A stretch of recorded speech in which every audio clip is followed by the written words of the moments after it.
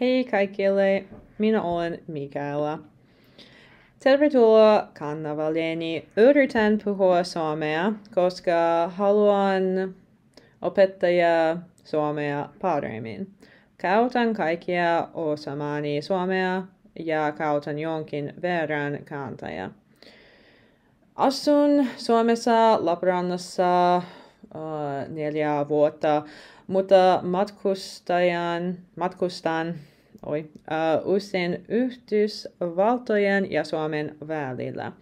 Haluan harjoitella suomen YouTubessa, koska minulla ei ole nyt suomen kielen tunteja. Puhun sujuvasti venäjää ja se oli paljon.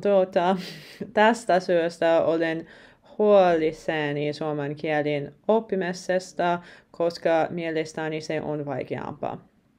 Minulla on tärkeää, että minun lapsi oppi suomea. Nyt on hyvä aika minulle oppia sitten.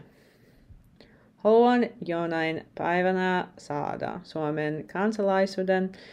Tiedän, että se vie paljon aikaa ja vaivaa, mutta tämä on nykyinen unelmani.